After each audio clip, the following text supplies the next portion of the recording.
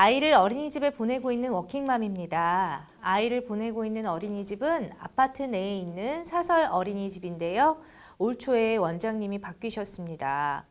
문제는 새로운 원장님이 나쁜 분은 아니신데 원장님이 바뀌고 나서 아이들이 경미한 사고가 자주 났어요. 얼굴에 상처가 나 있거나 넘어져서 다쳤거나 등등이요. 저뿐만 아니라 어린이집 다른 어머님들도 같은 경험을 했다고 하더라고요. 알고 보니 교사가 한 명 그만뒀는데 충원하지 않고 원장님께서 아이들 관리도 하고 조리까지 하신다고 합니다.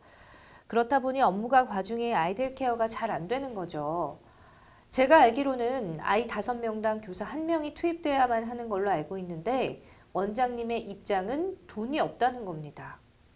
향후 1년간 더 보내야 하는데 불안합니다. 돈이 없어서 교사나 영양사를 충원 못한다는데 방법이 없을까요? 라는 사연 보내주셨는데요.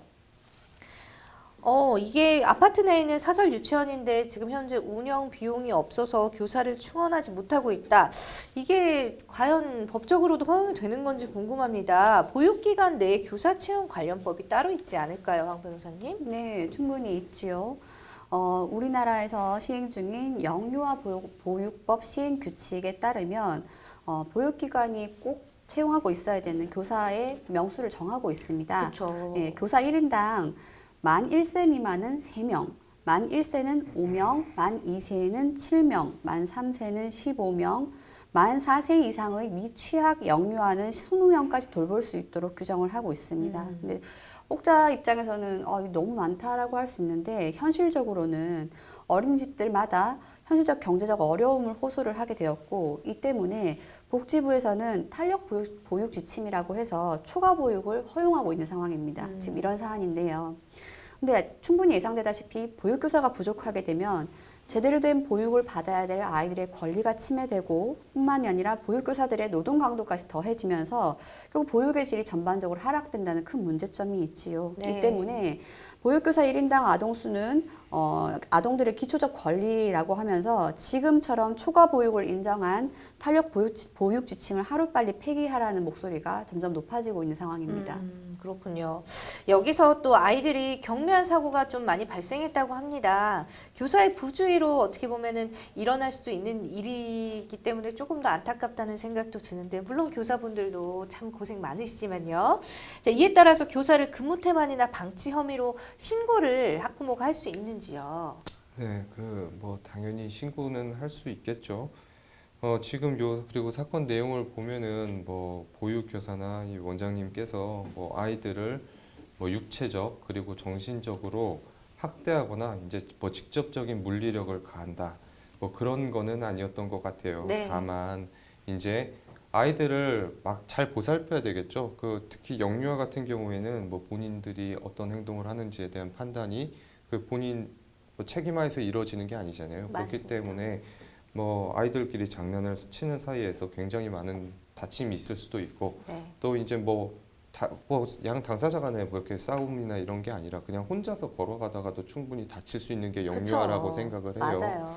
그런 상황에서 지금 여기 선생님들이나 원장님들 같은 경우에 그런 영유아들을 관리 그리고 보호할 책임을 지는 사람들이에요. 네. 근데 그거를 소홀히 했다라고 한다면은 본인이 지고 있는 책임의 부작위까지는 아니겠습니다만 그 게을리한 부분에 대해서 과실이 있다라고 평가를 할 수 있겠죠.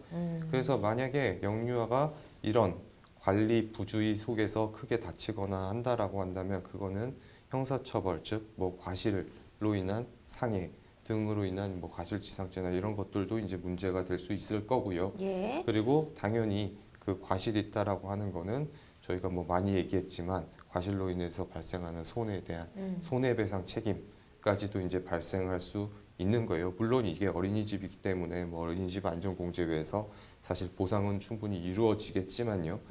그래서 이게 또 관련 영유아 보호법이나 이런 관련 규정에서 또 별도의 행정처분들을 각각 규정하고 있을 텐데요. 네. 그 행정처분의 요건들에 해당된다라고 한다면 그 형사처벌 그리고 민사상 책임 나아가서 행정처분은 또 별도로 이루어지는 거예요.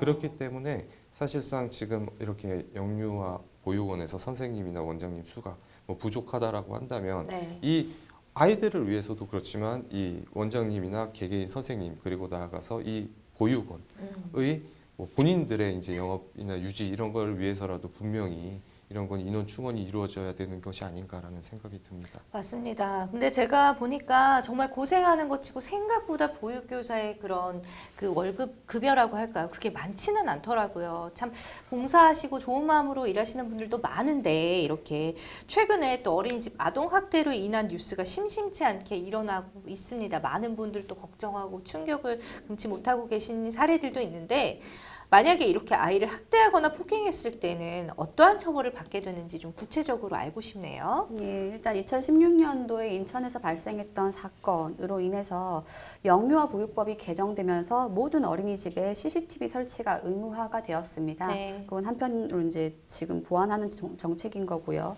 이와는 별도로 어린이집에서 아동에 대해서 어떤 학대가 이루어졌을 때에는 아동보호복지법에서는 학대의 유형을 총 4가지로 규정을 하면서 그 위반 행위를 했던 행위자에게는 5년 이하의 징역 또는 3천만 원 이하의 벌금을 부과를 하도록 되어 있습니다.